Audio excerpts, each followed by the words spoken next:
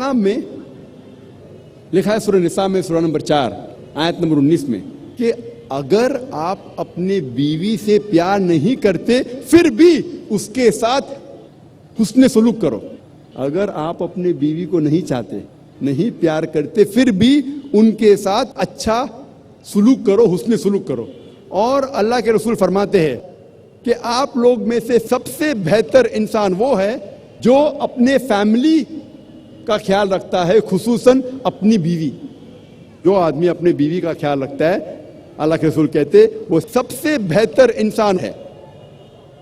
اب ہم تذکرہ کریں گے اسلام میں معاشرتی حقوق ماں کے.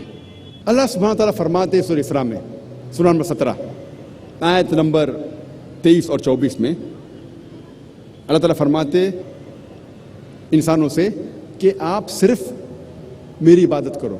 انسانوں سے کہتے تم صرف میری عبادت کرو اور اپنے والدین سے حسن سلوک کرو.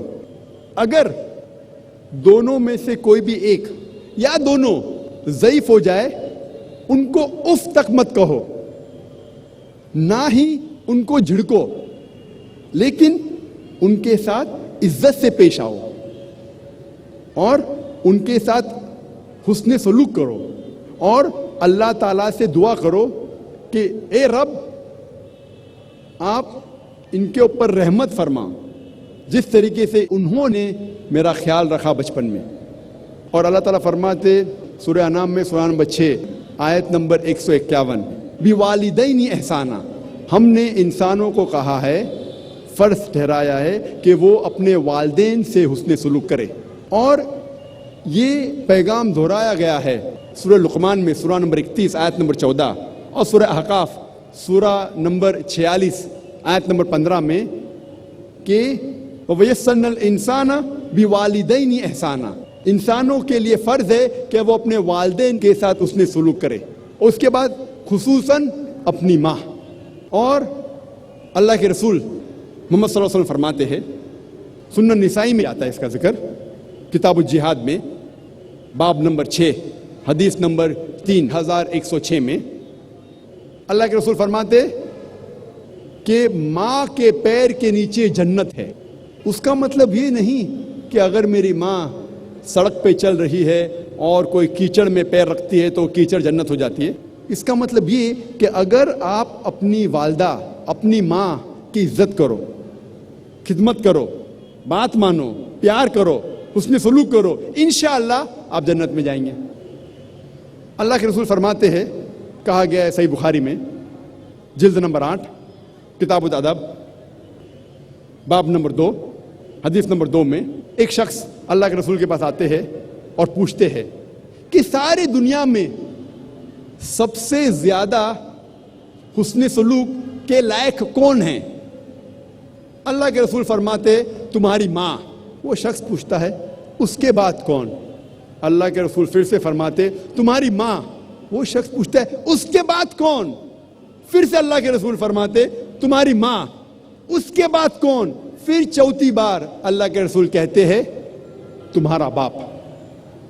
اس کا مطلب 75% حسن سلوک کے لائق ہے ماں, 25% باپ, 3/4 حصہ حسن سلوک کا جاتا ہے ماں کو, 1/4 حصہ جاتا ہے باپ کو.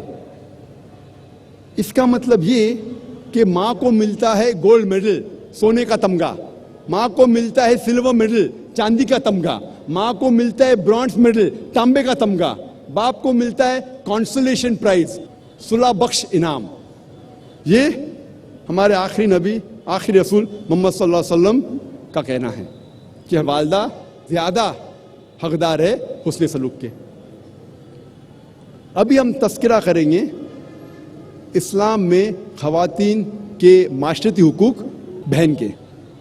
اللہ سبحانہ تعالیٰ فرماتے سورہ توبہ میں سورہ نمبر 9 آیت نمبر 71 میں آیت نمبر 71 میں والمؤمنین والمؤمنات بعضهم اولیاء بعض, مومن مرد اور مومن عورت ایک دوسرے کو مدد کرنا چاہیے, یعنی ایک دوسرے کے بھائی بہن ہیں unless otherwise. اللہ کے رسول فرماتے کہ عورت شقائق ہے. شقائق کے ایک معنی ہے آدھا، جس طریقے سے انسانیت آدھے مرد اور آدھے عورت میں بانٹی گئی ہے، آدھا حصہ ہے. اور دوسرے معنی ہے بہن. تو اللہ کے رسول کہتے کہ عورت تمہاری بہن ہے unless otherwise. اب ہم تذکرہ کریں گے اسلام میں خواتین کے تعلیمی حقوق. سب سے پہلی وحی، سب سے پہلی ہدایت جو اللہ سبحانہ و تعالی انسانیت کو قرآن مجید میں دیتے ہیں وہ یہ نہیں کہ آپ نماز پڑھو یا روزہ رکھو یا حج کے لیے جاؤ. سب سے پہلی ہدایت جو اللہ سبحانہ و تعالی انسانیت کو قرآن مجید میں دیتے ہیں وہ ہے اقرا، پڑھو، جو آتا ہے سورہ اقرا میں چیپٹر نمبر 96 آیت نمبر 1 میں. اور یہ صرف مرد کے لیے نہیں، دونوں کے لیے، مرد اور عورت کے لیے. اور اللہ کے رسول فرماتے ہیں کئی حدیث میں، اس کا ذکر ابن ماجہ میں بھی ہے، حدیث نمبر 224 میں اللہ کے رسول محمد صلی اللہ علیہ وسلم فرماتے ہیں سیکنگ نالج، علم حاصل کرنا، طلب العلم فریضۃ علی کل مسلم، ہر مسلم کے لیے فرض ہے، چاہے وہ عورت یا مرد ہو. اللہ کے رسول فرماتے علم طلب کرنا، علم حاصل کرنا ہر مسلمان کے لیے فرض ہے، چاہے وہ عورت ہو یا مرد ہو. اور اللہ کے رسول ہمیشہ لوگ سے کہتے تھے کہ اپنے بچوں کو علم دو، خصوصاً اپنی بیٹیوں کو. اور اللہ کے رسول یہ بھی کہتے تھے کہ شوہر کا فرض ہے کہ وہ اپنے بیوی کو علم دے، اگر خود نہیں دے سکتا تو کم از کم اس کو انتظام کرنا چاہیے کہ بیوی تک علم پہنچے. اور صحیح بخاری میں کئی حدیث ہے، جب پڑھتے صحیح بخاری باب نمبر 36 حدیث نمبر 101 میں کہا گیا ہے کہ عورتیں اللہ کے رسول کے پاس آ کے کہتی ہے کہ ہمیشہ آپ مردوں سے گھرے ہوئے ہیں، آپ خصوصاً عورتوں کو خطاب کیوں نہیں کرتے؟ اور اللہ کے رسول نے کہا ٹھیک ہے. اور اللہ کے رسول نے یہ بھی دیکھا کہ صحابہ کو کہا کہ خواتین کو خطاب کرو. اور 1400 سال پہلے جب ایام الجاہلیہ تھا، ڈیز آف اگنورنس، اس وقت کئی خواتین ہیں جو علم کے میدان میں اونچائی پہ تھے.